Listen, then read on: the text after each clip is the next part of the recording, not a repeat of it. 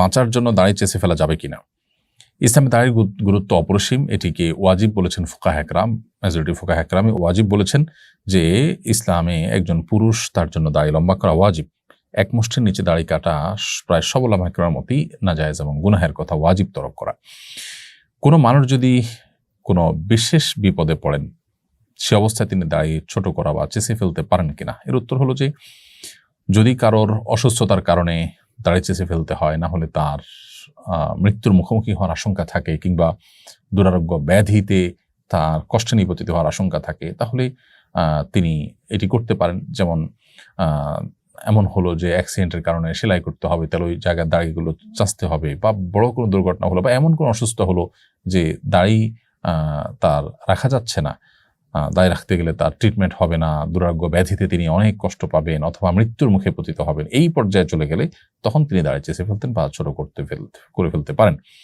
এর বাইরে যদি দাড়ি থাকার কারণে তার মৃত্যুর মুখে পতিত হতে পারেন, ভয়াবহ কোনো বিপদ হতে পারে, জীবন হুমকির মধ্যে হতে পারে, বা আপনার বর্ণাতীত কষ্ট হবে, এরকম কোনো পরিস্থিতির মধ্যে পড়েন কেউ, তাহলে সেই পরিস্থিতিতে তার জন্য ইসলাম ওয়েব, কাতার ভিত্তিক ফতোয়ার বিশ্ববিখ্যাত ওয়েবসাইট মারকাজুল ফতোয়া ইসলাম ওয়েবে ফুকাহা একরাম মুফতিগণ লিখেছেন যে এই ক্ষেত্রে তার জন্য দাড়ি চাচা বা ছোট করা জায়েজ হবে, কিন্তু এটা ইন্ডিভিজুয়াল কেস স্টাডি করে মুফতি বলতে পারবেন। আমরা সামান্য একটু ঠুনকো অজুহাত দিয়ে সামান্য একটু বিপদের ভয় আপনার কোনো ওয়াজিব লঙ্ঘন করে ফেলবো, ব্যাপারটা এতটা সহজ নয়।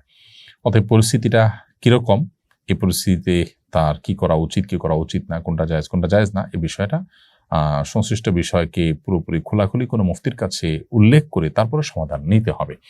তো খোলাসা কথা হলো যে দুরারোগ্য ব্যাধি থেকে বাঁচার জন্য, মরণ ব্যাধি থেকে রক্ষা পাওয়ার জন্য বা ট্রিটমেন্টের অংশ হিসাবে যদি কারো দাড়ি চাচতে হয় কিংবা এমন কোনো বিপদে পড়েন যে বিপদ থেকে দাড়ি চাচা ছাড়া তার বাঁচার উপায় নাই, জীবন রক্ষার প্রশ্ন আসছে বা এই জাতীয় কোনো জটিলতা তৈরি হয়েছে, তাহলে সেক্ষেত্রে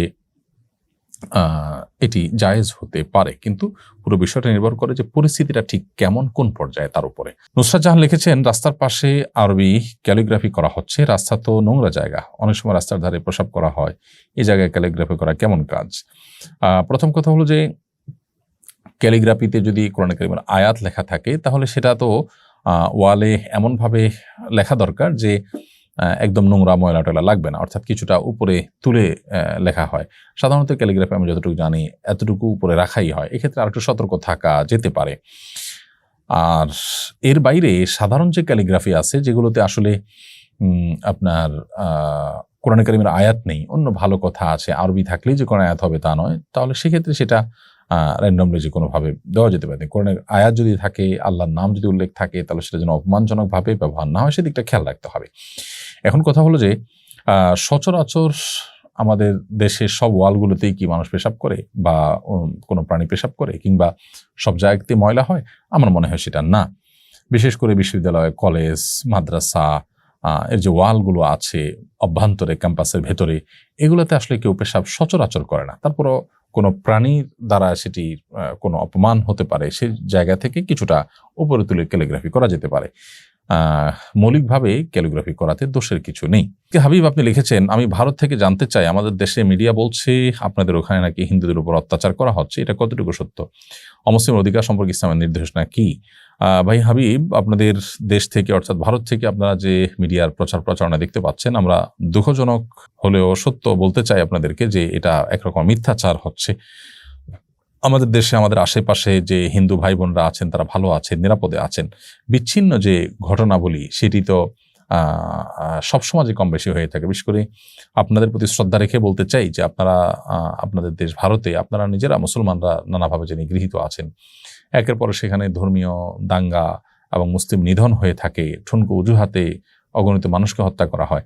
আমাদের এখানে বাংলাদেশে ইতিহাসে কখনো এরকম কোনো ঘটনা ঘটেনি। বিভিন্ন রাজনৈতিক অস্থিরতায় হিন্দুদের ভালোবাসার দাবিদার মানুষরা অনেক সময় আপনার তাদেরকে গুটি হিসেবে ব্যবহার করে আপনার এ ব্যাপারে প্রপাগান্ডা চালায় থাকে। অতি সম্প্রতি যে ঘটনা ঘটেছে সেখানে বিচ্ছিন্ন কিছু ঘটনা প্রথম একদিন হয়তো হয়েছে, সামান্য কিছু মানুষ হয়তো ক্ষতিগ্রস্ত হয়েছেন। উল্লেখযোগ্য যে ক্ষতি, মানুষের হতাহত হওয়া, ধর্মীয় দাঙ্গা হওয়া, বহু মন্দির ভেঙে ফেলা, এরকম কোনো ঘটনা আসলে এখানে ঘটেনি, আমরা চাক্ষুষ প্রমাণ। কিছু মানুষের ঘর বাড়িতে কেউ আঘাত করেছে দুষ্ট চক্র, সেটা তো আসলে অনেক মুসলমানের বাড়িতেও আঘাত করা হয়েছে। সেটা হিন্দু হিসাবে যতটা হয়েছে তার চাইতে বেশি সরকার দলীয় বিগত সরকারের অনুসারী হিসেবে হয়েছে। বিগত সরকার অনুসারী হিসেবে বহু আওয়ামী লীগের নেতার ঘর বাড়িতে আঘাত করা হয়েছে এবং তাদের ঘরবাড়ি ভাঙচুর করা হয়েছে, লুটপাট করা হয়েছে। তো তারা তো মুসলমান ছিলেন, বিধায় এইটাকে সাম্প্রদায়িক কোনো ঘটনা হিসাবে আখ্যায়িত করা একেবারে ভুল এবং একরকম অবিচার মুসলমানদের প্রতি। আবরার ফাহাদের হত্যাকারীদের কয়েকজন জেলে জসিমউদ্দিন রহমানের সাথে ছিলেন, তারা সবাই কোরআনে কারিমের হাফেজ হয়ে গেছেন। তারা এখন ধার্মিক হওয়ার কারণে তাদের কৃত অপরাধের শাস্তি থেকে কি তারা ক্ষমা পেয়ে যাবে? শরিয়ার বিধান কি এক্ষেত্রে? আমাদের প্রচলিত বিধান তো নিশ্চয়ই আমরা জানি যে এখানে লঘু হওয়ার কোনো কারণ নেই, শাস্তি এর কারণে মওকুফ হয়ে যায় না প্রচলিত আইন অনুযায়ী। কিন্তু শরিয়ার যে বিধিবিধান সেটার আলোকেও আপনি ধার্মিক হয়ে গেলেই কাউকে খুন করলে আপনি সেই দায় থেকে মুক্ত হয়ে যাবেন না।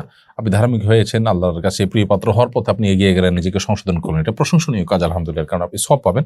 বাট কোনো মানুষকে হত্যার সাথে যদি আপনি জড়িত থেকে থাকেন তাহলে শাস্তি আপনার উপর ঠিকই কার্যকর করা হবে। হ্যাঁ, যদি এমন হয় যে নিহত ব্যক্তির পরিবাররা আপনাকে ক্ষমা করে দেন, তারা তা আপনার কাছ থেকে যে কেসাস প্রাপ্য রয়েছে শরিয়ার বিধান অনুযায়ী হত্যার বদলে হত্যা, সেটি যদি তারা মওকুফ করে দেন, বলেন যে আমাদের কোনো দায় দাবি নেই, আমরা তাকে ক্ষমা করে দিলাম, তাহলে সেটি শরিয়া দৃষ্টিকোণ থেকে ক্ষমা হতে পারে। রিফাত হোসেন আপনি লিখেছেন, শহীদ মিনারে বা কোনো স্মৃতিস্তম্ভে মোমবাতি প্রজ্বলন সম্পর্কে ইসলাম কি বলে, এই বিষয়ে জানাবেন দয়া করে। শহীদ মিনারে বা কোনো স্মৃতিস্তম্ভে মোমবাতি প্রজ্বলন ইসলাম শরিয়ার দৃষ্টিকোণ থেকে প্রশংসনীয় কোনো বিষয় নয়। দেশের প্রতি ভালোবাসা, মাতৃভূমির প্রতি ভালোবাসা, মাতৃভূমি দেশ এবং মানুষের জন্য, মাজলুম মানুষের রক্ষার জন্য যারা জীবন বাজি রেখেছেন তাদের প্রতি শ্রদ্ধা করবার কথাও ইসলাম আমাদেরকে বলে।